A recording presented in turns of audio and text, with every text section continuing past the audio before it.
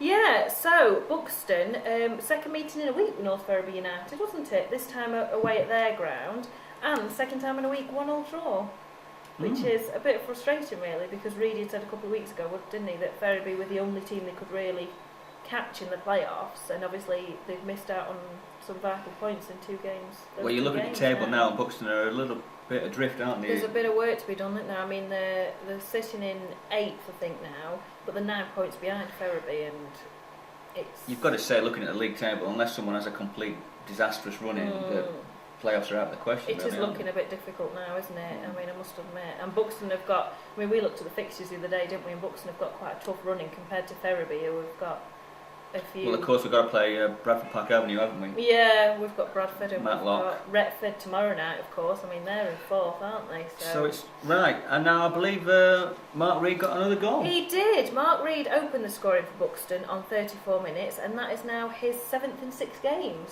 So, I mean, you can't fault that record, really, can you? No, and, he's obviously going for his 200th goal for the club as soon as he possibly can. Well, last month he's been on fire, He hasn't he? really has, yeah, he really has. So that was good news. And then there was a bit of a blow because Greg Anderson went off injured, and Michael Terry came on to replace him. And then in the second half, Ferriby came a bit more into the match, dominated a little bit more, and they were level on 57 minutes through Alex Davidson, who I think is one of their sort of leading scorers as well, and one of the main threats that Reedy had picked out when he'd seen them before. But then there was a further blow for Buxton because Blackie got sent off, didn't he? He did. He got his second red towards the end, and he's now going to miss a couple of games, one of which being the Matlock game, Bank Holiday Monday. Yes. Which is a big blow, really, I think, because he's been in good form just lately. I know we mentioned Well, it a few weeks ago. he's had a good spring, hasn't he? So, a bit disappointing then, and I'm sure Reedy will be very disappointed with just another point because, you know, I think they were a beatable team, really. Absolutely, and I think really like the week before, he'll see it as 2 drop rather than 1 game. Definitely, and of course, midweek they drew again as well against Ossett, so it's three draws in a week. It's not great form. It's not the form that you want if you're chasing a playoff spot, is it? And Kane Hanley played very well, didn't he? Yes, he did. Yeah, but unfortunately, Lee Morris was still missing, which is a bit of a blow. I don't know whether he's going to be fit enough ready for tomorrow or not. We have tried to get hold of Reedy this morning to get some comments, but unfortunately, we've not been able to get hold of him. So no, this hamstring seems to be slightly worse than they made out. Yeah, I think what happened was last Wednesday, when they played Ossett, he started to warm up, started to do a bit of training, and I think he might have just tweaked it again because they were initially expecting that he would have been back ready for last weekend, but then I think he's just sort of, just pulled it again, so it's looking like a bit longer. Gav Knight, I noticed, was doing a bit of running up and down the pitch and that on Wednesday, sort of a little bit of light training, and he looked like he was, wasn't struggling too much, so that might be good news. In a couple of weeks he might be back into things a bit more. And then, like I say, if you've got Reedy, Knight and Morris and Hanley, well, I think we're just running out of games, aren't we, to be honest? I think that's the only problem, yeah. So obviously tomorrow they go to Retford, which will be a tough one because they're 4th place at the moment. Obviously they're chasing as high a position as they can do. And then back home again on Saturday for Worksop Town. So right.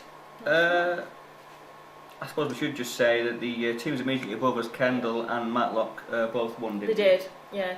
And Durham City got hammered 5-0 by Kendal. By Kendal, so they're, was it 2 games or 3 game run they've had? I think it was two wins in a week they had, which must have been like Christmas for them, really. 2 in a week and also 2 in the season, wasn't it? Yeah.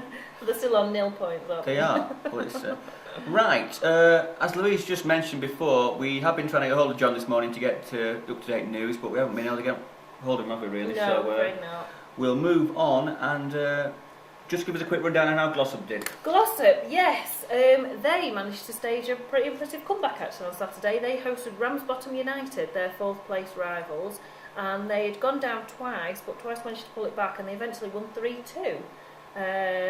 The scorers were Oakes and an own goal, and then Carras, who recently signed from New Mills, hasn't he? I mean, this whole thing with Tony Hancock resigning from New Mills puts Gary Carras on a different life, doesn't it, really? It's more and more mysterious. It is. It's very interesting, isn't it? Right, and on Wednesday they're playing Abbey Hay, aren't they? They are, yes. Right, so we'll wrap up the Hope Valley. In the Premier, the leaders Dronfield Woodhouse beat Harper Hill 4-2, and second place Whaley Bridge beat Doveholes 7-0, which you think, a good team, Doveholes, and they're up there, so it's a bad result for them. It is. And our old friends the Christians couldn't build on their big win last week, could they? No.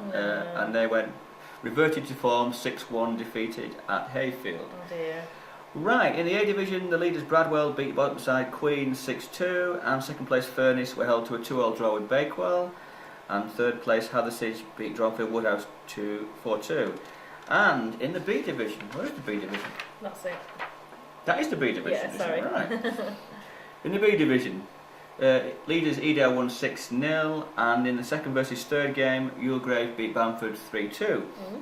Right, are we done? We are. Okay, we'll see you next week. See you next week.